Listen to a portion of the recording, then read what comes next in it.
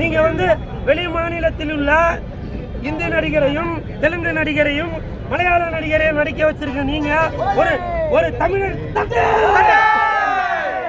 ஒரு தமிழனாக இருக்கும் லெஜண்ட் அண்ணாச்சி அவர்களை ஏன் நடிக்க வைக்கல? அவருக்கு ஸ்டைல் இல்லையா? அழகு இல்லையா? அவரோட ஃபர்ஸ்ட் படம் பார்த்திருப்பீங்கல்ல, அவரோட நடிப்பு எப்படி இருந்தது? ஸ்டைல் எப்படி இருந்தது? அவரோட ஃபைட் எப்படி இருந்தது? அவரோட டான்ஸ் எப்படி இருந்தது? அதனால தமிழன் தமிழன் என்று சும்மா வாயால மட்டும் சொன்னா பத்தாது.